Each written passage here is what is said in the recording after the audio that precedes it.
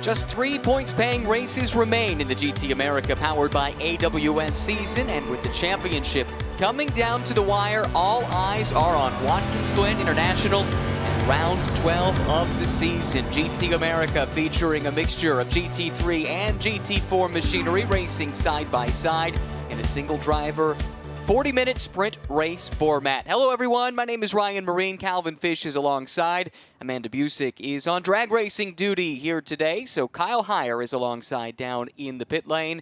A big welcome to him on the broadcast today. Second race of the weekend, Calvin, as we get ready to go. Cars already on track for the formation lap, one of two that they will do. Looks like starting the second one now. It was a big day yesterday with major points implications, especially in the GT4 category, featuring that car, the Cameron Racing BMW in the middle of the screen. And right at that part of the racetrack, had an incident, brought out a full course yellow. He didn't score any points, and suddenly this championship has got really tight here with Jason Bell coming through and scoring his first victory of this championship season. Let's go ahead and take a look around this Watkins Glen circuit with the Porsche track preview. Hi, my name is Jan Helen. Welcome to the Porsche track preview here at Watkins Glen. Coming onto the front straightaway, crossing start finish, getting ready to brake downhill into turn one, deep on the brakes, hitting that apex, and then watch for track limits here on the exit of turn one. Getting ready to turn into the famous S's here at Watkins Glen. Really fun part of the track in this Porsche GT3R. Going up the hill, no lift here, onto the back straightaway, and then getting ready to brake into the bus stop. Deep on the brakes here, close to the 150 signboard, and then hard over the curbs here into the bus stop, and then back to power into the carousel. Carousel, one of the faster corners on the track. Hard in, small tap on the brake, and then quickly back to power. So much downforce here from the car, really fun. Deep on the brakes here into turn 6, lots of camber here from the track. Back to power, using up all that exit, and then same for turn 7.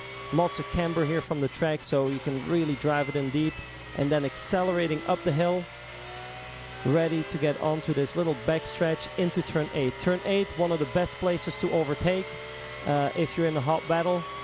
Braking down the hill again, apexing the corner, and then watch for track limits here on the exit, and then braking up the hill for turn 9. Turn 9 being the slowest corner on the track, and you'll see not much room for error here on the exit, right next to that wall, and then into turn 10, which is the fastest corner on the track, over 100 miles an hour, using all that exit curb, pushing the car back over to the left, ready for turn 11, last corner, small tap on the brake, and then exiting right next to that wall onto the front straightaway, and that was a lap at Watkins Glen.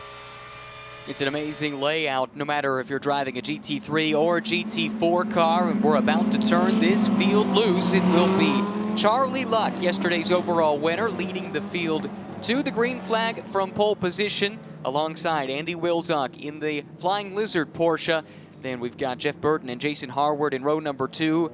The GT4 pole went to Jason Bell. He picked up a long-awaited win yesterday. Can he back it up? Well, we're about to find out as we have eyes on the starter, looking for the green flag. Charlie Luck accelerates away, and we are green at Watkins Glen. Great jump for the Wright Motorsports driver, and here comes Jeff Burton up the inside. Little snatch of the brakes there on relatively cold P0s as he gets through turn 1. Look at Harwood over the curb and out in the out of bounds area. They let that one go on this opening lap as the GT4 field flies up the S's.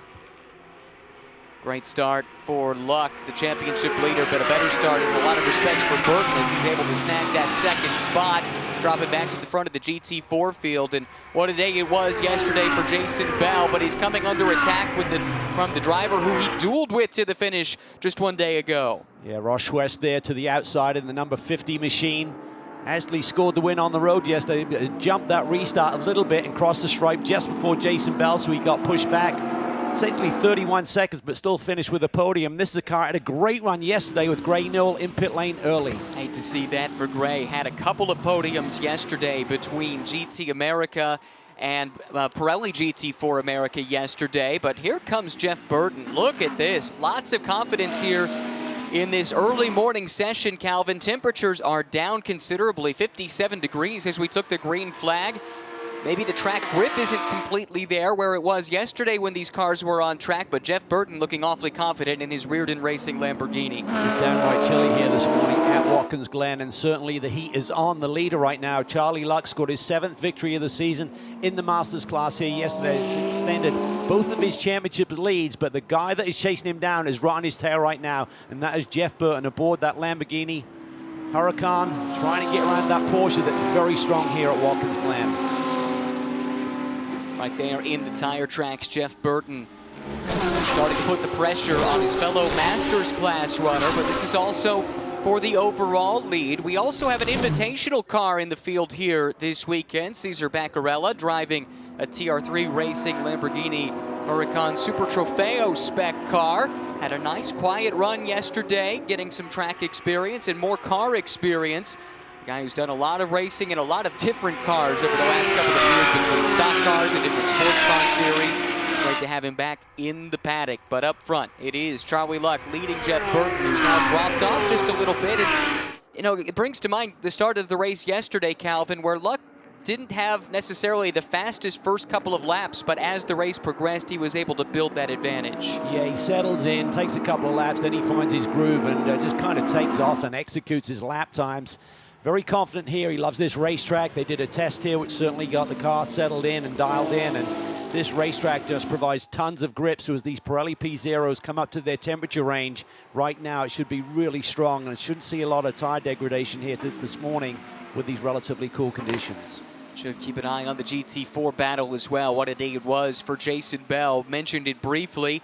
Finished second on the road, but there was a penalty due to a late race restart. Ross Schwest got the edge before the start-finish line on the restart. You can't do that, so those positions were reversed after the race. He was dropped to second, and for Bell, it was a long-awaited win. Actually dropped to third.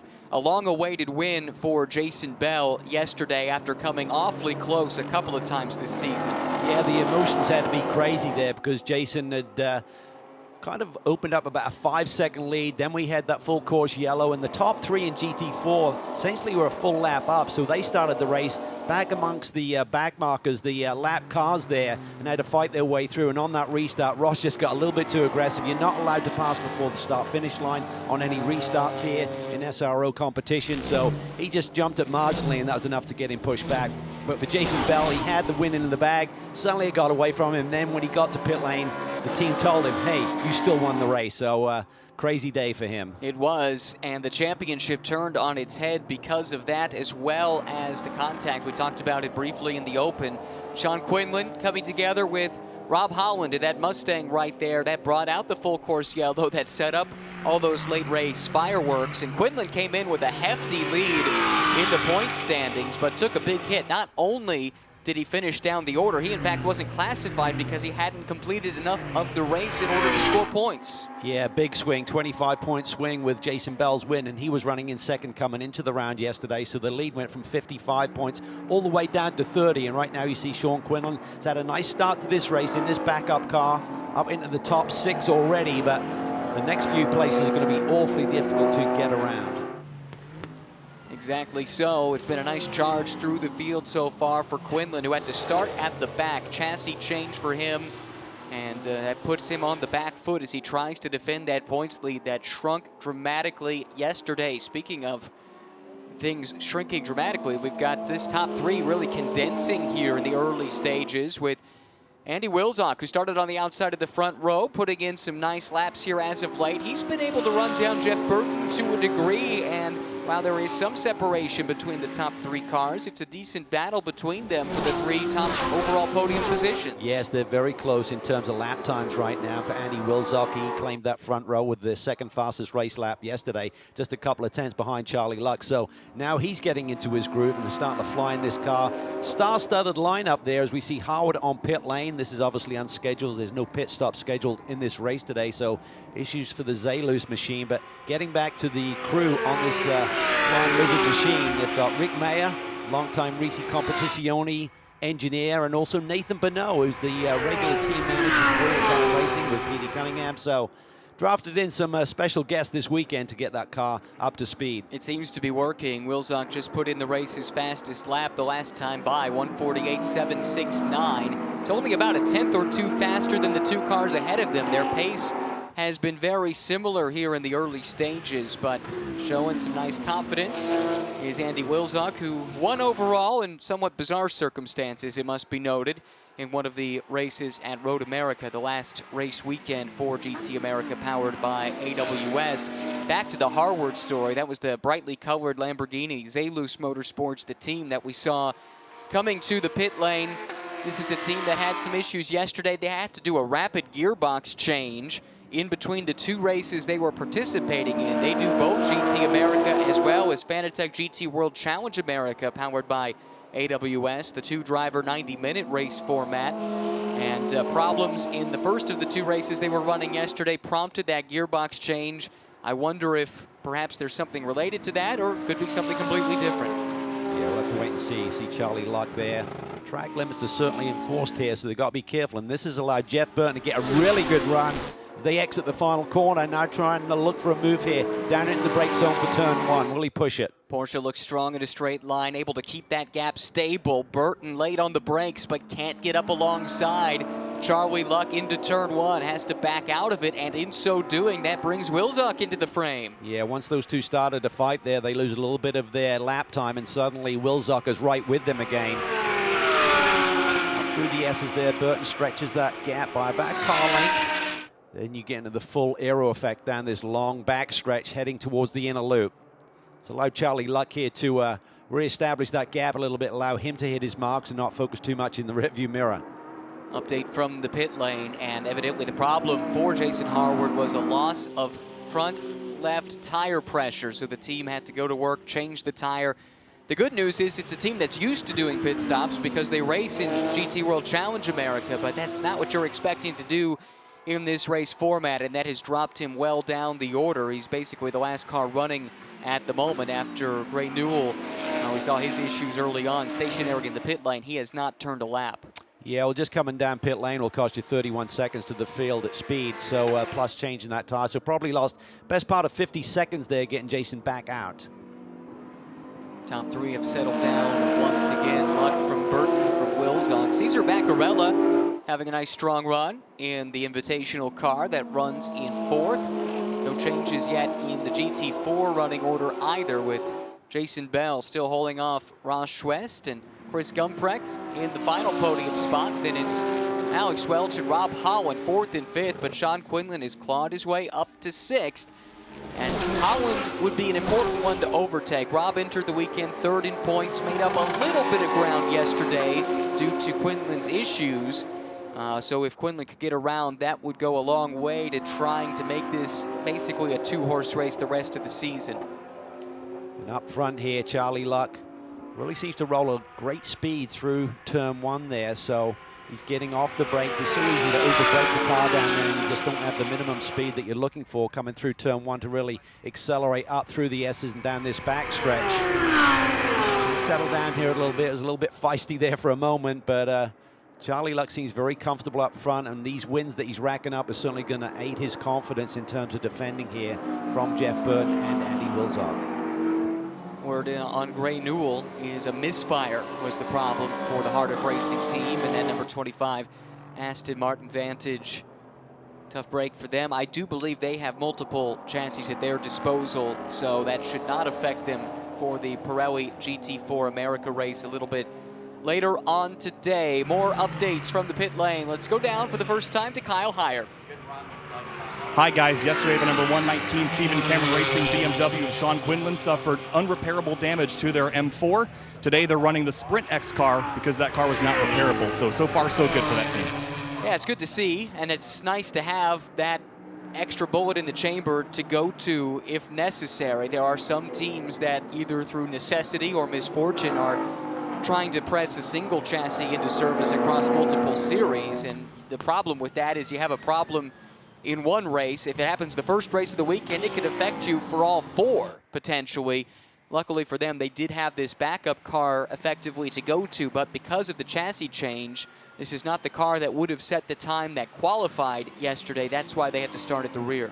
Yeah, and you'd have to think for Sean Quinlan right now, they've got an important Sprint X round coming up a bit later this morning. So, pass for the lead. How about that? Jeff Burton has gone around him, so he must have made a move, I assume, down into turn 1 into that brake zone. Let's see how that developed. Just looking at the timing and scoring, it was less than 1/10 of a second between the two at the start-finish line. So I think you're spot on. A drag race to turn 1. How about a drag race to the inner loop? Jeff Burton going defensive. Here comes Luck trying to make the outside line work. Has to fall back in line, and Wilczek watching, waiting, seeking his opportunity to pounce. And you see there, Jeff took that very shallow approach to the inner loops. He's just got to really arrest his speed, can't attack the corner quite as wildly, but it's all about just track position at that point. Once he got that lead, he knew he'd be vulnerable on the run up to the inner loop, so very wise move there, and it's important. I mean, this championship lead is not that far out of reach for Jeff Burton, but he's got to go on a win run, and it has to happen today. He won a couple of races in the Masters class on the street course at Nashville. Those are his 2 wins on the season. Has been able to put podium finishes together one after the other as far as the Masters class goes. Admittedly, there haven't usually been too many more cars than what would fill out a podium, but he's been able to keep his nose clean, hasn't had a DNF yet this year. And keep in mind, this is a big jump for Jeff. He comes from the GT4 ranks, has had some success winning a Sprint X West Am champion. And it was true then, it's true now. He has got one mode, and it's full send. That was, he was using all of the road and a little bit more as you come out of the boot through turn 9. You could see him dropping those right side wheels almost in the grass. Look at the commitment from Andy Wilczek there as you come on that front straightaway. I love that camera angle there. Seems today that this Lamborghini has come to life. Could it be the cooler temperatures having that much of an impact? It certainly could. I mean, it's a little bit of a guesstimate. We really haven't had these cool conditions here all weekend long, so certainly for the teams, it's a bit of a setup change that's needed. And right now, Charlie Luck needs to find his rhythm again because he's feeling the heat from Andy Wilczek. And this is great news for Jeff Burton in terms of that championship. He's 29 points back. If he beats Charlie Luck here today and Luck finishes second, that's a 7-point swing. If Wilczek gets around him, that's a 10-point swing. He needs those big chunks. You can see the lap time comparisons between the leader, Jeff Burton, and Charlie Luck in second. Brought to you by Rebellion. Both the best lap and the last lap, and the delta between the two, and in both cases, Burton has the edge. And right now, I think Jeff Burton is the biggest Andy Wilczek fan you're going to find anywhere here on the grounds at Watkins Glen, because Wilczek also is a Masters class car. If this pass were to be made, that's huge for Jeff Burton in terms of trying to claw back into the Masters point standings.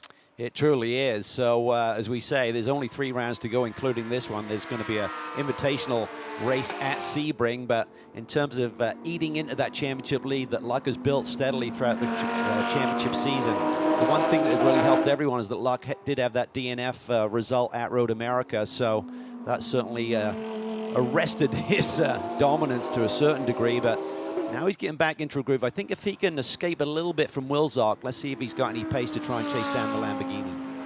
Typically this year, it seems like Luck has been good over the long run. We'll see if that holds true here today. Going back to the Sebring situation, just to clarify why that is a non-points invitational round for GT America, where that is not the case for the other SRO America championships.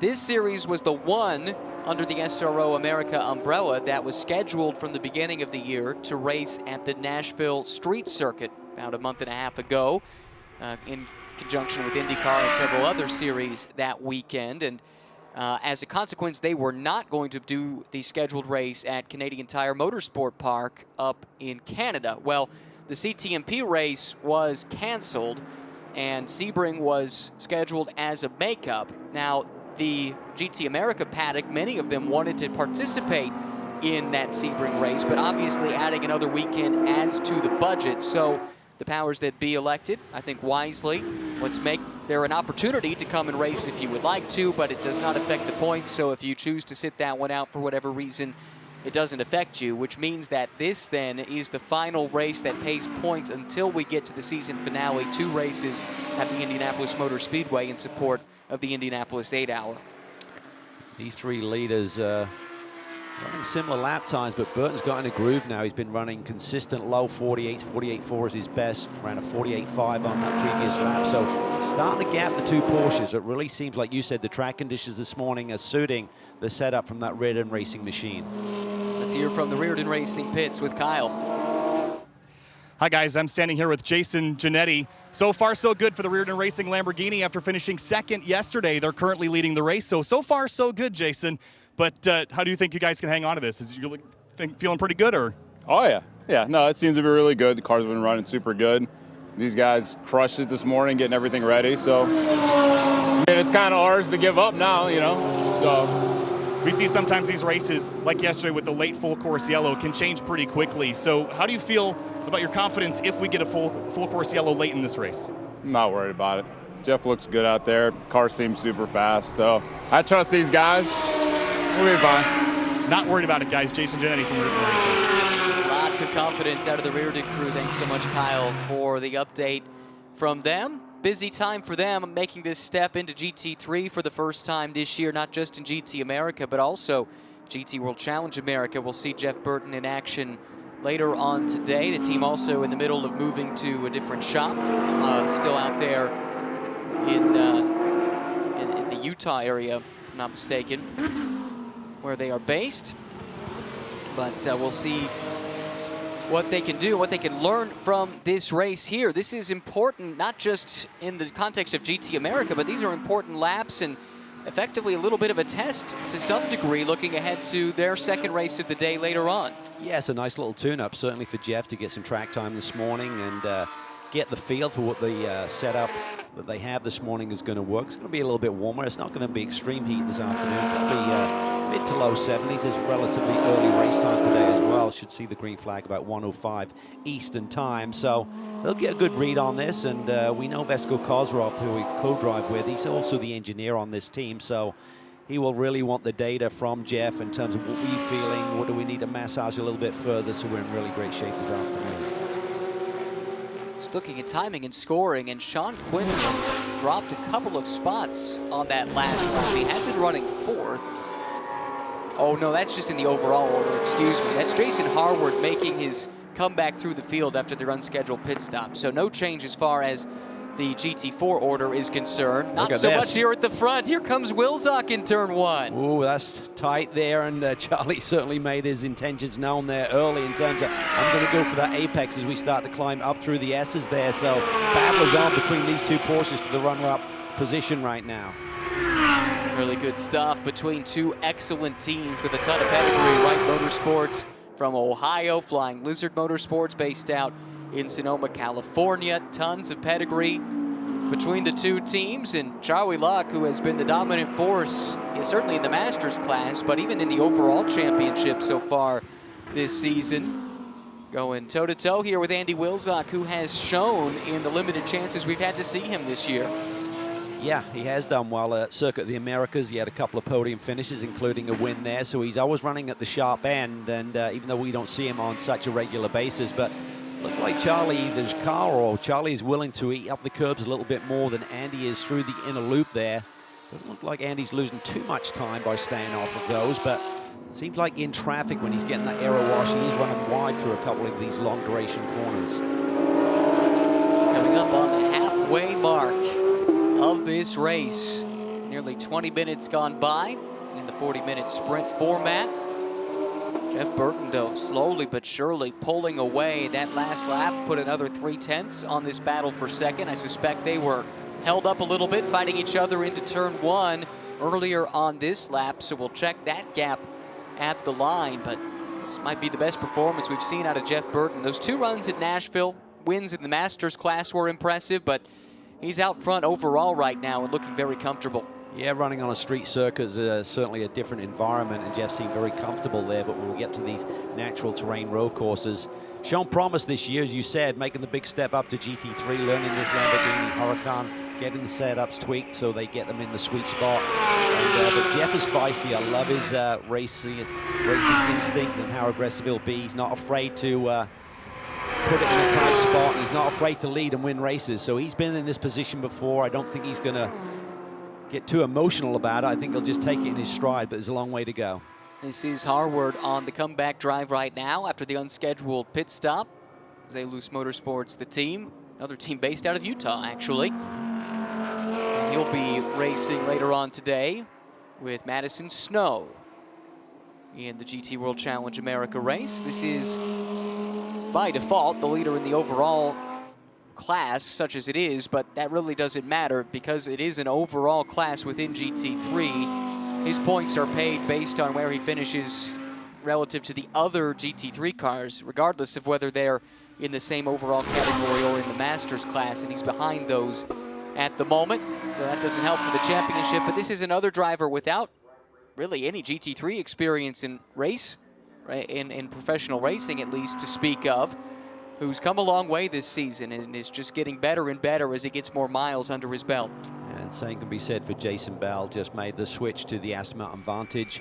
Shown a lot of promise, been knocking on the door. As he said, he let one get away earlier this year. That was at Road America when he had the lead right up until the final lap, and just missed his braking point a little bit and let a victory escape him. And yesterday, I think he thought, man, I can't believe I was dominating this race and it got away from him. But ultimately, he did get the victory. And certainly he's under pressure right now because Schwester's not going away. He's within a second or so of the tail of the GMG machine. This is a problem, it looks like, for the overall leader. Boy, that was close. Diving up the inside, I think able to avoid contact, but trying to get inside of Thomas Sargent there, one of the GT4 class cars in that McLaren. Boy, that's not what you like to see when you're the overall leader coming through out-of-class traffic. No, I mean, it was totally a legit move by the overall leader there to dive to the inside, down into turn 8, and I think Sargent didn't really recognize the fact he was there, but he did at the right moment and just turned left in the nick of time, so I don't think there was any contact. So Jeff Burton continues, but he's got to navigate his way through this GT4 traffic. He's got a 4-second lead right now, so he's got a nice, comfortable cushion. These GT4 cars get through the corners pretty well, so it's not like you're absolutely being stalled out in terms of your lap time. Saw another twitch out of that Lamborghini there in the middle of the corner. Just goes to show you how hard Jeff Burton is driving that car. He's going to take a look to the inside of the GT4 points leader, Sean Quinlan, trying to put that out-of-class car in between himself and the pursuing Charlie Luck. And speaking of Charlie, let's get more from Kyle. Hi guys, Charlie Luck running second right now after winning yesterday. Just talked to Jan Halen down here on the pit box for Wright Motorsports. He feels confident that they still have a chance to run down the race leader, especially if we get a yellow, but they did express concerns about GT4 lap traffic and said it's extremely hard to pass here. So we'll see if Charlie can go up and get that race leader. Well, Jan would say that, wouldn't he, after his GT World Challenge race yesterday, where he was basically stuck behind Giacomo Altoe for 50 minutes. If anyone's going to say it's hard to pass here based on that experience yesterday alone, it's probably Jan Halen. Yeah, well, I think we saw that in effect with Andy Wilczek when he was running close behind Charlie. It looked like he was losing the aero on the front end of his Porsche. So, yeah, it is tough. I mean, these GT3 cars fly through the corners and they're stuck to the ground by the aerodynamic aid. So if you don't get the air to the front of these Porsches or any of the GT3 cars for that matter, you are going to lose a little bit of grip, and then you're suddenly in that no man's land where you may have a faster race car, but you can't do anything with it. Just to keep you apprised of what's going on in GT4, the field, the GT3 leaders now are making their way through the top 5 in GT4. It's still Jason Bell ahead of Ross Schwest, but it is close. Just 1 second between those two. Chris Gumprecht running 6 seconds or so behind that top pairing. Then Alex Welch and Rob Holland in the Mustang that you see right there. Welch is in the Rotor Motorsport Audi, just ahead of Charlie Luck. That's Rob Holland's Mustang. Third in the GT4 points. And right now with those GT4 points, as we talked about Quinlan taking a big hit, 25-point swing yesterday, Jason Bell leading this one. If he could sweep the weekend, and with Quinlan down in 6, that'd be another 17-point swing. So from what was a 55-point lead coming in, could be down to 13 points when we get to Indianapolis, but still 14 minutes on the board. A lot can change, as we saw yesterday. The entire complexion of race 1 changed late in the going with Sean Quinlan's accident and the ensuing restart, especially within the GT4 field, which, because the pace car will go and pick up the overall leader, it effectively severed the top 3 from the rest of the running order. And things like that really aren't inside of your control can have such a huge impact on the outcome of not just a race, but your whole season. Yeah, and it happened so late in the 40-minute event, there really wasn't enough time to do a wave bind to kind of get everyone grouped back together. So we went back to green, and that was the issue for Ross West. He jumped the gun a little bit and crossed the stripe just narrowly in front of Jason Bell. And the nice thing was there wasn't any arguing about it because it was up there on the timing and scoring screen. That was a pretty clear-cut call to make. You nailed it right away, Calvin, and race control saw the exact same thing, and it was adjusted rather promptly, even before we got down to our victory lane interviews. So credit to them for working quick to solve that little conundrum. This is the leader in GT4, Jason Bell, able to pull out nearly a half a second on Schwest on that last lap in this Aston Martin versus Aston Martin battle. And Jason Bell, he's tried just about every GT4 car you can imagine at one point or another, but this one, he told me, just clicks from the first time he sat in it. And he and Andrew Davis, they drive together in Pirelli GT4 America. That's his driver coach as well as his co-driver. They've got something going here with GMG, especially in GT America. Yeah, he seems to be super comfortable, and that's reflecting in how consistent his lap times are. So, A, they're quick lap times, and B, he's able to repeat them, and that puts you in a great spot, obviously. Overall leader coming through on the GT4 leader. That's the difference in performance between the two. A little bit more aero, more power, more sophisticated driver aids with traction control and ABS, and the end result, well, you saw it right there with Burton coming through and immediately building the gap, but they're racing their own. There are two races happening at once, and you need to play nice with one another, but ultimately where you run relative to the rest of your class is what matters in this form of racing. Overall top speeds within GT4. Cool to see the Audi up there, 155.6 miles per hour. This is a fast racetrack. It really is. You're literally flying up through the S's. You can pretty much hold it wide open in these cars, and then you're just along this back stretch trying to outbrave or outduel someone maybe into the brake zone here. But this is where the top speed is achieved, right before you hit the brakes and turn into that inner loop. Good, Jason. Nice and smooth through there. He'll know, big picture. Andrew Davis will be talking to him, talking through this event. I did notice with Ross West when we were watching him come onto that front straightaway, it looks like the car is really wide, like you may have a lot of understeer in the car, struggling to get the car turned a little bit. And that could just be the track conditions here this morning compared to yesterday. Doesn't seem like the car is as to his liking now as it was earlier. This is Ross right here. Early days for them, though, with this car making the switch from the Mercedes AMG platform after the big incident at Road America in the preceding rounds. And that prompted them to throw together this brand new team, 3R Povolato Racing, in the, what it's been 2 weeks basically since that accident happened. This is a chassis that Ross already owned, but they had to get it to a shop that could prep it for racing. The plan was perhaps to start racing this car maybe later this year or certainly looking ahead to next year, but everything got moved up in the timeline and it was a big logistical challenge. But they got the car to the Dexter Racing Shop that is based in Nebraska. Got the car turned around in about a day, put it on a truck and out here in Watkins, Glen, and now they're racing with a crew that was just kind of cobbled together. But a lot of support from a lot of different corners at the paddock have made this happen, and they have been very impressive on their debut. This team has not been taking its time to get up to speed at all, not just here in GT America, but they were great in GT4 as well. Yeah, had a podium run, and I think they got dropped one position, so they ended up 4th yesterday, but certainly in great shape this afternoon or later this morning when Aaron Povolato will take this car to the green flag and then turn it over to Ross West, and he'll be in a groove. That's a nice thing with these dual weekends for a lot of these drivers. When they do jump in, it's not like they're cold. For Jason Bell, he'll pull double duty here as well with Andrew Davis starting his car in the Sprint X format as well. So it's nice to have that co-driver nicely warmed up. And for Jason, these have to feel like light weekends, given what he was doing last year. There were 2 different GT4 championships that he was involved in, and then with some of the races being canceled and with makeup races then scheduled on a given weekend, he would be doing 6, 7 races on a weekend sometimes. Yeah, on a regular basis there. I think we went to 3 consecutive weekends where he was on 7. I think there might have even been 8 at one point, but just crazy. But he was loving it. I mean, he was jumping in amongst different cars, different horsepower machinery, adapting to it very well. But I think right now we're seeing a little less busy, a little less hectic weekend, and I think it's paying dividends. I think they're really kind of finding their lane right now for Jason and this car. It was a big celebration when he broke through for the win yesterday, not just for Jason, but the whole GMG team, and Kyle is standing in the GMG pits. Yeah, guys, talking about the building momentum, winning their first time in GT America yesterday. Standing here with Joe Foster in the GMG pit. Joe, building momentum is always great, but do you think you can pull off 2 for 2 this weekend?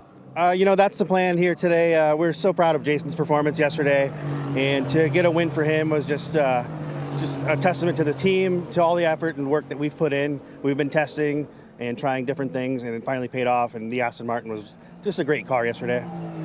Confidence and momentum for the number 2 Aston Martin, guys. Well, thank you for the update, and always good to hear from Joe. Here we go, though. Battle for second is starting to close in once again. Charlie Luck just can't shake Andy Wilczak. Now he's right there again, and we see that different approach to the inner loop, and then you see the little washout on the front end of Andy Wilczak's car as he comes through the carousel. We're keeping him honest here. And again, for Jeff Burton, he needs that extra point spread. Looks like he's got the win well in hand right now, leads by 6 seconds, but he would love for Andy Wilczak to get around Charlie Luck and just pad that gap. Is this a more difficult circumstance when you're racing against the same car ahead of you and you don't have the give and take, different parts of the track favoring your car versus your opponent and vice versa?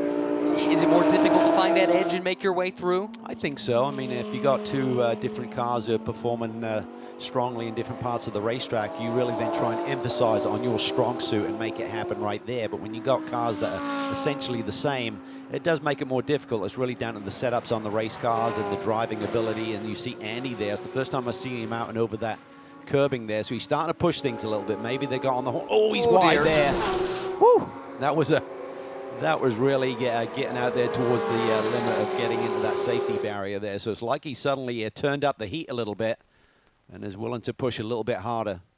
Well, that took my breath away. It did. I could only wonder what Andy's feeling inside of that race car, putting the pressure on Charlie Luck, who has won twice overall, dominated the Masters class all season long, but currently running second, 4.5 seconds behind Jeff Burton, and Andy Wilczak is charging right there in the slipstream on the way to the inner loop.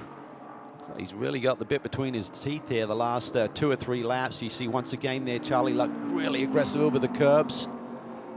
Doesn't really seem to gap him any on Andy Wilczak, who's being nice and tidy through there. Not sure if Andy just likes that wider line, just releasing the steering input a little bit sooner through some of these corners, or whether, as we keep talking about, that aero wash from not getting the clean air on your nose as you come through these corners is affecting his line. Could he be seeking out a little bit of clean air just to get it on that little bit of the corner of the car? Yeah, possibly, and sometimes you get into cooling concerns, but it's such a cool morning here, I wouldn't think they're into any sort of threshold there. We see Burton, that lead has been trimmed significantly. Burton had a 150.4 compared to these 2 guys running high 48s on that previous lap, so that lead has been trimmed from up over 6 seconds down to 4.5. No changes in the GT4 field. Jason Harward doesn't look like he's going to get the results he's looking for, but has set the race's fastest lap here relatively recently and has recovered at least to get to 5th in the overall running order. And in GT4, it's still Jason Bell over Ross Schwest, Chris Gumprecht, but then close battle between Welch, Holland, and Quinlan for 4th, 5th, and 6th as Wilczak continues to push the boundaries of Watkins Glen International. He's going to be pushing that safer barrier if he gets any closer out there. I mean, it may be the camera angle, but he looks awfully, awfully close there exiting turn 11. Looks like some lap traffic, GT4 traffic just ahead. 2 cars fighting right there. That could very well have an impact on how this fight plays out with less than 5 minutes to go. Luck trying to figure out which direction Wayland's going to go. That causes him to check up. Here comes Wilczak now, taking a peek to the inside. It's 3 wide when you factor in the GT4 car. They get it single file, but Wilczak has slotted in ahead, makes the pass on Luck, but he's got lap traffic to contend with now himself. Yeah, he's got to time this, but he's done it. And then uses that GT4 car as a bit of a pick there. So Luck couldn't respond. That was really nice. Good commitment there by Andy Wilczek. Just really controlled things. Didn't throw all the way once he got into that brake zone. You have to recognize when you're on that much shallower angle of attack to the inner loop, you can't carry the same amount of speed there, so you got to overslow the car a little bit. You just hang that other driver out there, just maintain the track position until you get a few corners down the road and then get back into your normal routine. And give credit to Paul Keebler. He was driving that Aston, and he made sure to get out of the way and let these two continue their battle through that corner. Just his second weekend racing in the series for the automatic racing team.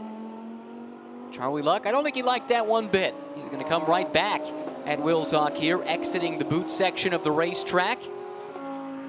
Well, I think he felt so good yesterday after the victory, and he started talking about the championship and things like that, but that 29-point lead could suddenly be reduced by 10 points here by Jeff Burton, who is his closest challenger. So things are shaping up nicely for Indy in the finale.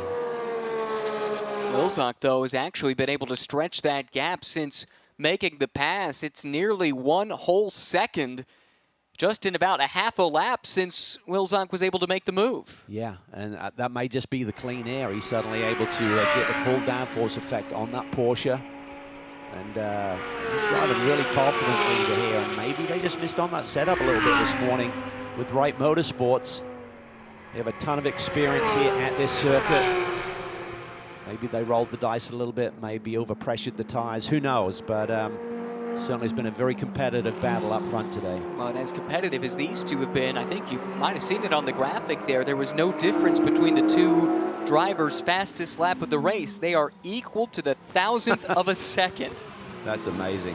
It's, truly remarkable, but here we see, here is Sean Quinlan trying to get a damage limitation here. We talked about his championship lead taking a bit of a hit yesterday, and more so today. He's up to 6th position, and he's gradually inched in on Rob Holland. That would be very important points for him to try and grab here, a couple of points here before the checkered flag. Just a couple of laps ago, Holland was within a second of Alex Welch, and whether that was traffic or a slight miscue somewhere down the line, it looks like he's lost some of that ground, and that's brought him right back to Quinlan. This is crucial for Rob, just to stay ahead of Quinlan. If he could do that, he's at least not losing ground and chipping away slightly. Oh no, this is the top two.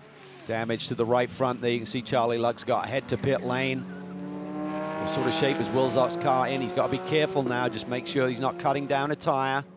Not much time left, just one more lap essentially, I think. Well, the good news for Luck is he's certainly made it to the 70% threshold. He will score points in this race. Oh, side by side there. That's not a place you often see that. They continue to rub on each other, and boy, that contact just sent them both into the fence. Yeah, I'm not sure what Andy was doing there. Obviously, Charlie was to his flank, and there's a bit more road left to the right-hand side when they started to rub, so not sure if there was any aggravation between the two drivers in terms of what their feelings were coming through that previous series of corners, but Wilczek is continuing here. Don't see any smoke or any big tire issue. That could have been more dramatic than it was. Plenty dramatic, I'm afraid, for Charlie Luck, who had not finished worse than second in the Masters class all season until that wacky second race at Road America where he was not classified, and looks like it's going to be a bit more adversity thrown his way late in the season. Got another look at it here, Cal. Let's see how it develops here. This is coming through turn 8, the heel of the boot. Bold move there down to the inside by Charlie Luck. Kind of catches Andy Wilczek by surprise. Then they come off the corner. There's a little touch right there. And I think that may have fired up Andy a little bit. Didn't want to give him a lot of room. And you see they just lock horns. I mean, both drivers could have minimized the amount of contact there was. Plenty of room to the left for Luck. Little bit of room to the right for Wilczek. And here comes Jeff Burton, able to, for the first time, take the checkered flag as an overall winner here in GT America, powered by AWS. The Reardon Racing driver, his third win in the Masters class on the season. And with that, he's right back in the title hunt. Big time. big time. This is going to go all the way down to the wire. This is fantastic stuff for us in terms of the championship, and what a weekend for Jason Bell. Looks like he's on his way to sweep the weekend in GT4. Shaping up to be the most complete weekend we've seen out of him all season long. Still has one race to go with Pirelli GT4 America coming up, but only a few more corners to negotiate after 6 podiums, but no wins to start the season here in this class of this championship. He broke through finally to take his first GT4 win yesterday, and Jason Bell will make it 2-4-2 at Watkins Glen. Jason Bell and GMG sweep the weekend in upstate New York. What a solid performance. That is awesome stuff to see. Just a lot of work. Graft has gone into this. Oh, Rob Holland on the last lap. This is going to promote Quinlan unless he's involved as well. Well, I think we got a replay. Quinlan is involved. There it is. I think that's in turn 7. Toe of the boot. First and third in GT4 points coming together, and Holland gets the worst end of it. Not significant damage, but to wait and see how the stewards view that one. And a little bit of work for Stephen Cameron Racing to do. This car is the one and only chassis, I believe, left on site here that's raceable. The damage is too bad, but... And they're in a championship fight for the other Series 2 in Pirelli GT4 America. So, yeah, they need to make sure this car is race ready. Sean's racing taken in there on the final lap. He wasn't thinking about the big picture and just wanted to grab that top 5 position. So this race is coming to an end here just after 9:40 a.m. Eastern time. I bring that up because there's only an hour and 20 minutes between now and the start of the race that they need this chassis to be race ready for. Yeah, certainly a hectic morning for the group there, but they got some really quality guys and a great team leader in Stephen Cameron, so they'll, I'm sure they'll execute and get it back into shape. As mentioned, CrowdStrike fastest lap of the race to Jason Harward. That will be some consolation, I suppose, after having a loss of tire pressure early in the race, brought them to pit lane for an unscheduled pit stop, able to recover to finish 4th overall. Let's take one more look at this, Calvin. Yeah, this is the run down into the toe of the boot, so Holland drifts up a little bit. You know, I mean, I think Sean, with the rolling speed that he had, was not going to be able to keep that car down on the curbing there and just runs up wide and gets into Holland. I mean, hate to make a judgment call, but I put it more on Sean than Rob. I don't think Rob tightened down any, but there was a gap, and certainly Sean went for it. Well, that one should give the stewards some more work here this weekend. It's been a bit of a busy one for them, it must be said. But no controversy here. It was all Jeff Burton all the time. Started 3rd, jumped to 2nd on that first lap, and then didn't take him too much longer to make his way around Charlie Luck. And once he got to the lead, he just pulled away. He had one lap there where he let the chasers get back to him a little bit, but looked to be in total control. Impressive stuff for Jeff. Spoke to him back at Sonoma, and he was thrilled about this new challenge. Let's hear from him in Victory Lane with Kyle.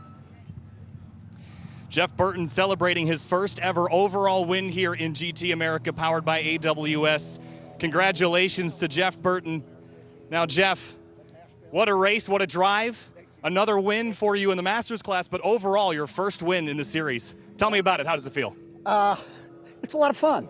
You know, taking 2nd and 3rd is okay, but it's not like 1st. And I can't take all, I mean, this car's so easy when the guys do what they do and the work they put into it. I mean, it's like a bicycle, you know, it's easy. So it's really a lot of fun. Tell me about, at any point in this race, of course, yesterday we had a full course yellow that sort of shook things up at the end. Was that in the back of your mind at all towards the end? If that were to happen, how would you approach that restart? Kind of like I did yesterday. Be pretty aggressive, you know, especially when you're at the front, and you can kind of start that when it's kind of that front straightaway. So I would just kind of like I started this race. I kind of took my 3rd spot down to 2nd. Had to be aggressive. These guys are good. They're all good. Any of them can be where I'm standing today. They really can. Winning like riding a bike for Jeff Burton. Congratulations, Jeff. Thank you. Yeah, they are good, and today Jeff was the best. Able to get it done. Great drive to get to the front. Had to work for it with a couple of passes.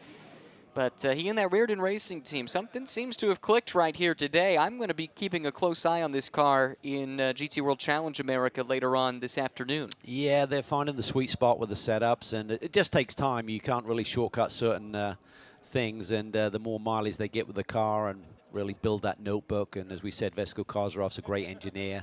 He understands the race car very well. So with that feedback that Jeff will give him this morning from the setup they had, let's see what happens this afternoon. Huge weekend for Jason Bell. A sweep of the GT4 races at Watkins Glen, Kyle. Yeah, Ryan, yesterday, Jason celebrated his first ever win in the GT America GT4 category. Jason, today you celebrate your second. Congratulations. Had to work for it today. Take us through it. Yeah, you know, I knew that we were going to have a good car. It was going to be early in the morning, so it was going to be cool. Yesterday, it was a little easier. Today, Ross made me work for it. But, you know, the GMG team did great. You know, Chris Macrucci's been working really hard. Andrew Davis has been my driver coach now for 3 years. So, you know, having him on the radio and, you know, just really concentrating, you know, not losing focus. And, man, it feels good. I made some points up. Well, building some momentum for the rest of the season, perhaps. How do you feel about the last 2 rounds at Sebring and Indianapolis, and do you think you can make up the rest of that ground? I mean, I do. I mean, Sebring, I've raced that a lot, so it's obviously my home track, hour from my house, one of them. So I've got a lot of laps there, so I'm excited to get there. I'm ready. Yeah. Weekend sweep for Jason Bell at Watkins Glen, guys. Best weekend I think we've seen out of him. He's had a really big amount of improvement that he's been displaying over the last few years. And he mentioned his driver coach, Andrew Davis, who he'll drive with later today in GT4 America. I think Andrew is the perfect guy to be in Jason's ear. And I think the key word in that interview was focus. I mean, he's got the speed, he's got the car that he likes. It's just maintaining that focus all the way to the checkered flag. He did it beautifully the last 2 days. Provisional results for you with Jeff Burton over Cesar Baccarella, who ends up with an overall podium in the Invitational car with the late race drama for Wilczak and Luck. Jason Harward able to get up to 4th after his issues early on. Then Charlie Luck, we saw him come to the pit lane with that damage. Jason Bell, the winner in GT4 over Ross West. A great debut weekend for them. They still have 1 race to go today. Also, Chris Gumprecht for Rintec comes home in 3rd ahead of Alex Welch.